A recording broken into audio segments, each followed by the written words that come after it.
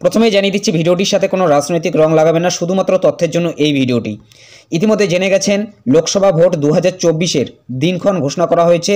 19শে April থেকে পশ্চিমবঙ্গে vote শুরু হচ্ছে, যা 7 দফায় চলবে এবং 4 জুন ভোটের ফলাফল অথবা ভোটের রেজাল্ট। তো কোন কোন কেন্দ্রে কোন প্রার্থী দাঁড়িয়েছে, তৃণমূল কংগ্রেস অর্থাৎ টিএমসির পক্ষ থেকে কোন কেন্দ্রে কোন প্রার্থী দাঁড়িয়েছে এবং বিজেপি ভারতীয় জনতা পার্টির পক্ষ থেকে কোন কেন্দ্রে কোন প্রার্থী দাঁড়িয়েছে, সেটাই কিন্তু আজকে এই ভিডিওর মাধ্যমে দেখিয়ে দিচ্ছি। ভিডিওটি প্রথম থেকে শেষ পর্যন্ত কন্টিনিউ করুন।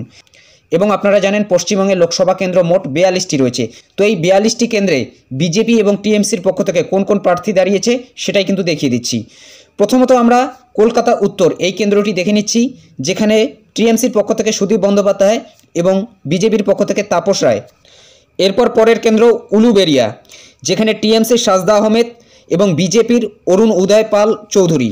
শ্রীরামপুর কল্যাণ বন্দ্যোপাধ্যায় টিএমসির, কবির শঙ্কর বোস বিজেপির। Arambagh Mitali Bag TMC, Arun Kanti Digar BJP. Tamluk Debangshu Bhattacharya TMC, Abhijit Gangopadhyay BJP. এর পরের কেন্দ্র বর্ধমান পূর্ব, যেখানে টিএমসির পক্ষ থেকে শর্মিলা সরকার এবং বিজেপির পক্ষ থেকে অসীম সরকার। বর্ধমান দুর্গাপুর কীর্তি আজাদ টিএমসির, দিলীপ ঘোষ বিজেপির। Dumdum Saugata Roy TMC, Shilbhadra Dutta BJP. Medinipur June Malia TMC, Agnimitra Paul BJP. Krishnanagar Mahua Moitra TMC, Amrita Roy BJP. পরের কেন্দ্র Raiganj Krishna Kalyani TMC, Kartik Paul BJP. Barrackpore Partha Bhowmick TMC, Arjun Singh BJP. Barasat Kakoli Ghosh Dastidar TMC, Swapan Majumdar BJP. Basirhat Haji Nurul Islam TMC, Rekha Patra BJP. Jalpaiguri Nirmal Chandra Roy TMC, Joyanta Roy BJP. পরের কেন্দ্র দার্জিলিং গোপাল লামা টিএমসি, রাজু বিস্তা বিজেপি। এর পরের কেন্দ্র আলিপুরদুয়ার, টিএমসির পক্ষ থেকে দাঁড়িয়েছে প্রকাশচিক বরাইক এবং বিজেপির পক্ষ থেকে Manoj Tigga. Cooch Behar Jagadish Chandra Basunia TMC, Nisith Pramanik BJP. Balurghat Biplab Mitra TMC, Sukanta Majumdar BJP. Malda Uttar Prasun Bandyopadhyay TMC, Khagen Murmu BJP. Malda Dakshin Shahnawaz Ali Rahaman TMC, Sreerupa Mitra Chowdhury BJP. Murshidabad Abu Taher Khan TMC, Gourishankar Ghosh BJP. Jangipur Khalilur Rahaman TMC, Dhananjay Ghosh BJP. এর পরের কেন্দ্র Baharampur Yusuf Pathan TMC, Nirmal Saha BJP. Ranaghat Mukutmani Adhikari TMC, Jagannath Sarkar BJP. Bongaon Biswajit Das TMC, Shantanu Thakur BJP. Howrah Prasun Bandyopadhyay TMC, Rathin Chakraborty BJP. Hooghly Rachna Bandyopadhyay TMC, Locket Chattopadhyay BJP. পরের কেন্দ্র Kolkata Dakshin Mala Roy TMC, Debasree Chowdhury BJP. Jadavpur Saayoni Ghosh TMC, Anirban Gangopadhyay BJP.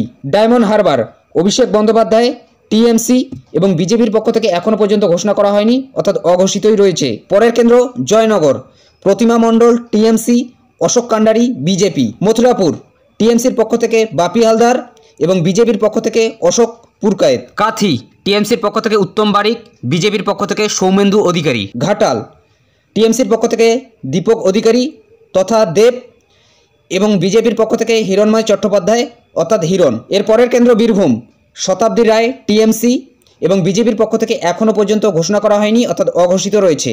এর পরের কেন্দ্র বোলপুর টিএমসির পক্ষ থেকে অসিত মাল, বিজেপির পক্ষ থেকে প্রিয়া সাহা। বাঁকুড়া টিএমসির পক্ষ থেকে অরূপ চক্রবর্তী, বিজেপির পক্ষ থেকে সুভাষ সরকার। বিষ্ণুপুর টিএমসির পক্ষ থেকে সুজাতা খা, বিজেপির পক্ষ থেকে সৌমিত্র খা। পুরুলিয়া টিএমসির পক্ষ থেকে শান্তিরাম মাহাতো, বিজেপির পক্ষ থেকে জ্যোতির্ময় মাহাতো। ঝাড়গ্রাম টিএমসির পক্ষ থেকে কালীপদ সোরেন, বিজেপির পক্ষ থেকে এখনও পর্যন্ত ঘোষণা করা হয়নি, অর্থাৎ অঘোষিতই রয়েছে। আসানসোল শত্রুঘ্ন সিনহা টিএমসির, পবন সিংহ বিজেপির। এই ছিল পশ্চিমবঙ্গের 42টি লোকসভা আসনের প্রার্থী তালিকা টিএমসি এবং বিজেপির। টিএমসির পক্ষ থেকে 42টি আসনেরই কিন্তু প্রার্থী ঘোষণা করা হয়েছে, তবে বিজেপির পক্ষ থেকে এখনও পর্যন্ত 3টি আসনের প্রার্থী ঘোষণা করা হয়নি। যদি এই 3টি আসনের প্রার্থী ঘোষণা করা হয়, অবশ্যই সেই 3 জন প্রার্থীর নাম পিন কমেন্টে দেওয়া থাকবে, সেখান থেকে দেখে নিতে পারেন। তো এটাই আপডেট দেওয়া ছিল। যদি ভিডিওটি ভালো লাগে একটি লাইক করে দেবেন, চ্যানেলে নতুন হলে চ্যানেলটি সাবস্ক্রাইব করে নিয়ে পাশে থাকা বেল আইকনটি প্রেস করে অল নোটিফিকেশনটি অন করে দেবেন। তো ভালো থাকবেন, সুস্থ থাকবেন, দেখা হচ্ছে নেক্সট ভিডিওতে।